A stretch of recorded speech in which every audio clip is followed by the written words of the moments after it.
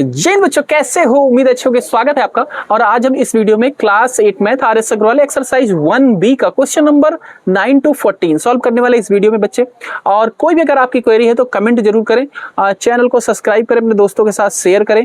तो चलिए बोर्ड पर चलते हैं, एक एक क्वेश्चन को समझते हैं और वीडियो को शुरू से लेकर अंत तक देखेंगे तो सब कुछ आपको समझ में आ जाएगा। इसके बाद क्वेश्चन नंबर 9 है। इसमें दिया गया है अंडर रूट 484, ठीक है। इसको इवेल्युएट करना है प्राइम फैक्टर से। तो सबसे पहले हम लिखेंगे प्राइम फैक्टर ऑफ 484। क्या हो जाएगा भाई प्राइम फैक्टर इसका? करेंगे 2 से ले जाएंगे, 2 2 जा 2 4 जा 2 2 जा, फिर 2 1 जा 2 2 जा 2 1 जा, फिर ये 11 11 जा 121, 11 1 जा 11, ठीक है। यानी कि under root 484 is equal to क्या आया इसका फैक्टर? 2 2 11 11, 2 इंटू 2 11 इंटू 11, ठीक है। इसका पेयर बन रहा है, इसका पेयर बन रहा है। ये क्या हो गया? 2 इंटू 11 यानी कि 22। ये इसका जवाब हो जाएगा, ठीक है। इसके बाद क्वेश्चन नंबर 10। इसमें दिया गया है 529 अंडर रूट 529। 2 से जाएगा या नहीं जाएगा? 3 से नहीं जाएगा। ये किसी का स्क्वायर है। ये किसका है? 17 का तो नहीं है। 27 का है क्या? एक बार चेक करते हैं भाई। 27 इंटू 27, 7 7 जा 49, 7 2 जा 14, 4 18, 4 2 7 जा 14, 4 कैरी 1, 2 2 जा 4 1 5, 9 12 2 कैरी 1 7 7 29 होगा। 23 का स्क्वायर तो नहीं है ये। 23 3 3 जा 9, 3 2 जा 6, 3 2 जा 6, 2 2 जा 4। और ये 23 से जाएगा डायरेक्ट, ठीक है। तो इसी को हम क्या लिख सकते हैं? 23 इंटू 23, और यहाँ पे पेयर बन गया यानी कि 23। तो ये हम 23 का स्क्वायर है। तो इस तरीके से कर सकते हैं, ठीक है। लिखना हो तो लिख देना प्राइम फैक्टर ये हुआ, ऐसे ऐसे। बाकी ये आप डायरेक्ट भी कर सकते हैं क्योंकि उसमें प्राइम फैक्टर स्पेसिफिक बोला गया क्वेश्चन में 1 से लेकर 10 तक, इसलिए हम बार बार लिख रहे थे, वरना हम डायरेक्ट इसको यहाँ पे लाते और आंसर इवेल्युएट अगर होता तो। क्वेश्चन नंबर 11 है। कह रहा है find the smallest number by which 252 must be multiplied to get a perfect square. कह रहा है सबसे छोटा नंबर बताओ जो 252 में मल्टीप्लाई कर दे तो ये परफेक्ट स्क्वायर बन जाए। Also find the square root of the perfect square so obtained. और उसका जो नया नंबर बनेगा, ठीक है, उसका स्क्वायर रूट बताना कि वो किसका है, किसका मल्टीप्लाई करेंगे खुद से तो स्क्वायर करेंगे तो वो आएगा, ये भी बताना। तो इसके लिए क्या करेंगे भाई? सबसे पहले 252 का प्राइम फैक्टर कर देंगे। क्वेश्चन नंबर 11 सॉल्यूशन 252 का प्राइम फैक्टर कर देंगे। 2 1 जा 2, 2 2 जा 4, 2 6 जा 12, 2 6 जा 12, 2 3 जा 6, फिर 3 2 जा 6, 3 1 जा 3, 3 7 जा 21, 7 1 जा 7। तो इसका प्राइम फैक्टर क्या बना? या फिर हम 252 को लिख सकते हैं क्योंकि प्राइम फैक्टर हम यहाँ पे स्पेसिफिक नहीं करना है। 2 इंटू 2 3 इंटू 3, 2 इंटू 2 3 इंटू 3 और 7, ठीक है। देखो इसका पेयर बन रहा है, इसका पेयर बन रहा है, इसका पेयर नहीं बन रहा है, ठीक है। अगर इसका पेयर बनता तो ये परफेक्ट स्क्वायर नंबर बन जाता। इसका नहीं बन रहा है, कब बनेगा? अगर मैं इससे 7 से और मल्टीप्लाई कर दूं तो बन जाएगा, ठीक है। तो वो सबसे छोटा नंबर क्या होगा जिससे मल्टीप्लाई करेंगे? तो लिखेंगे to make it is a perfect square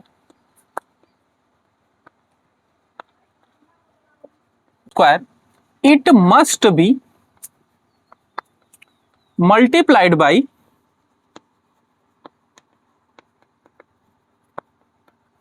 7, ठीक है। अगर हमें इसे परफेक्ट स्क्वायर बनाना है तो हमें जरूरत है कि हम इसको 7 से गुना करें। So the perfect square number, तो नया स्क्वायर नंबर क्या हो जाएगा भाई, इसी में मल्टीप्लाई हो रहा है 7 से, यानी कि 252 मल्टीप्लाई 7। ठीक है, ठीक है।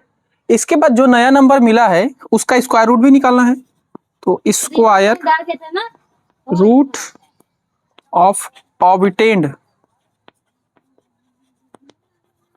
नंबर क्या हो जाएगा भाई, इसको 7 से मल्टीप्लाई करो।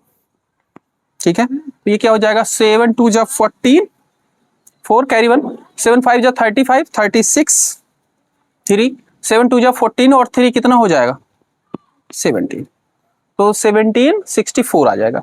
इसका स्क्वायर रूट बताना है, इसका फैक्टर क्या होगा, ये यही था फैक्टर भाई, 2 इंटू 2 इंटू 3 इंटू 3, 7 इंटू 7। ठीक है, यहां से इसका पेयर, इसका पेयर, इसका पेयर। ठीक है, यानी कि ये 2 इंटू 3, 2 का स्क्वायर 3 का स्क्वायर, 2 का स्क्वायर 3 का स्क्वायर 7 का स्क्वायर।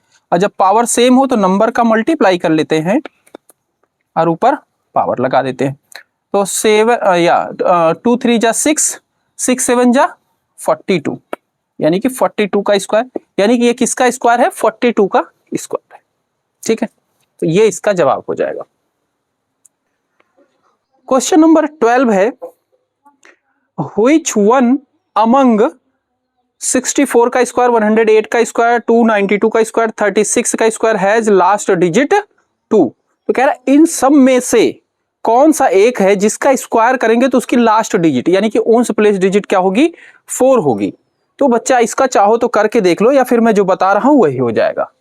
ठीक है, 12 जैसे अगर दिया गया है 64 का आप अगर स्क्वायर करोगे तो क्या हो जाएगा भाई, लास्ट में 4 है तो 4 4 जा 16, यानी कि 6 आएगा।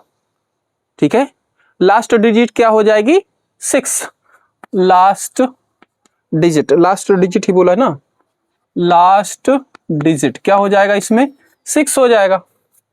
अगर मैं 108 का करूंगा तो 8 8 जा 64 हो जाएगा इसमें भी, तो लास्ट डिजिट क्या हो जाएगा 4 हो जाएगा। और अगर 292 का करूंगा स्क्वायर तो इसमें भी 2 2 जा 4, तो लास्ट डिजिट इसमें भी 4 आएगा। ठीक है, और 36 का करूंगा तो लास्ट डिजिट क्या हो जाएगा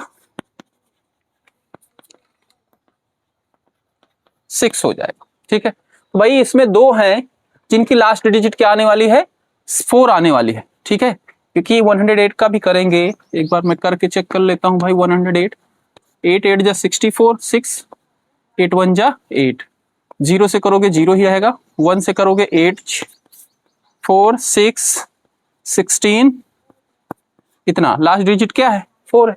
और जब इसका करेंगे तो इसमें भी लास्ट डिजिट 4 आएगा, तो इन दोनों में 4 डिजिट आएगा लास्ट। ठीक है, क्वेश्चन नंबर 13 है, find the smallest number by which 2925 must be divided to obtain a perfect square. कह रहा है वो सबसे छोटा नंबर बताओ जो 2925 में डिवाइड कर दे तो ये परफेक्ट स्क्वायर बन जाए, उससे डिवाइड कर दे तो परफेक्ट स्क्वायर बन जाए। Also find the square root of the perfect square so obtained. उसके बाद जो नया नंबर प्राप्त करोगे उसका भी आपको स्क्वायर रूट बताना है कि वो किसका स्क्वायर करके आया है। तो भाई नंबर क्या दिया गया है, नंबर दिया गया है 2925। ठीक है, इसका हम फैक्टर कर लेंगे। ठीक है, ठीक है, 3 से डिविजिबल है ये, यहां पे हिंट देखो नीचे दिया गया है, 3 से नहीं जाएगा, ये 5 से ही जाएगा।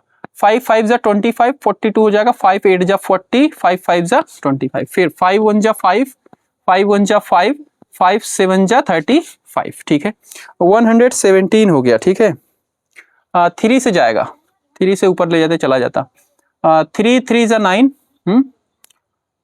3 9 जा 27, फिर 3 1 जा 3, 3 3 जा 9, फिर 13 1 जा 13। ठीक है, तो हम इसको क्या लिख सकते हैं, 2925 को लिख सकते हैं 3 इंटू 3, 5 इंटू 5 और लास्ट में है 13। ठीक है, तो ये क्या है, अभी परफेक्ट स्क्वायर नहीं है। ठीक है, इसको अगर परफेक्ट स्क्वायर बनाना है तो इसमें 13 से और मल्टीप्लाई करना पड़ेगा। तो 13 से और मल्टीप्लाई करेंगे तो पर इसमें बोला है डिवाइड करना है, ठीक है। अगर मैं इसमें 13 से डिवाइड कर दूं तो ये 13 हट जाएगा और ये परफेक्ट स्क्वायर बन जाएगा, ठीक है। तो इसमें क्या लिखेंगे, to make it a perfect square,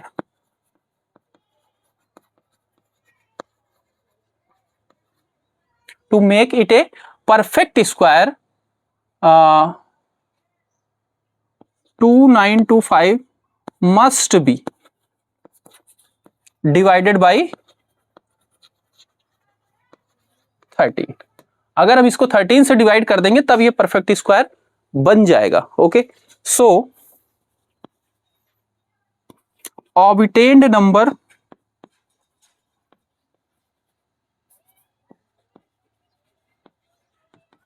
क्या बनेगा भाई, ऑब्टेन्ड नंबर अगर इसमें मल्टी डिवाइड करेंगे तो 2925 डिवाइडेड बाई 13, ठीक है, ऐसे कर देंगे। और फिर ये कितना आ जाएगा, 225 आ जाएगा। कैसे आया भाई, देखो यहां से 13 हट गया तो क्या बचा, 3 3 9 और 5 5 25, 25 इंटू 9 कर दो, 225 आ जाएगा, ठीक है। आप साथ में बोला था जो नया नंबर आएगा उसका स्क्वायर रूट निकालना है, तो स्क्वायर रूट ऑफ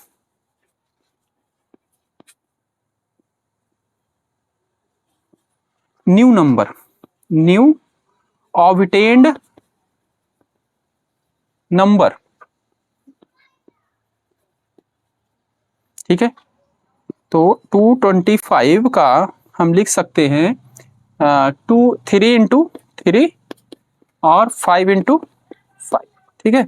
और ये क्या हो जाएगा, 3 का स्क्वायर और ये हो जाएगा 5 का स्क्वायर, यानी कि 3 इंटू 5 का होल स्क्वायर, 3 5 जा 15 का होल स्क्वायर, ठीक है,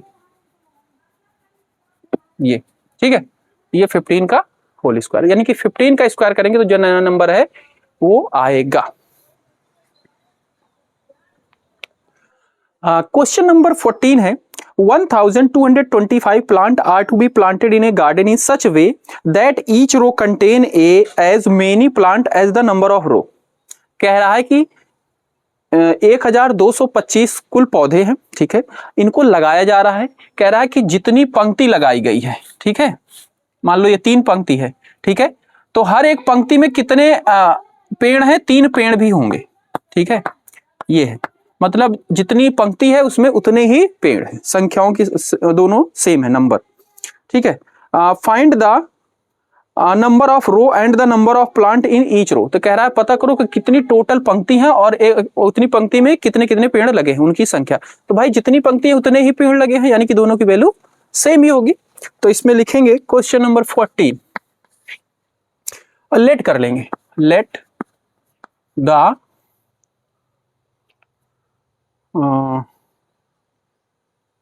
नंबर ऑफ रो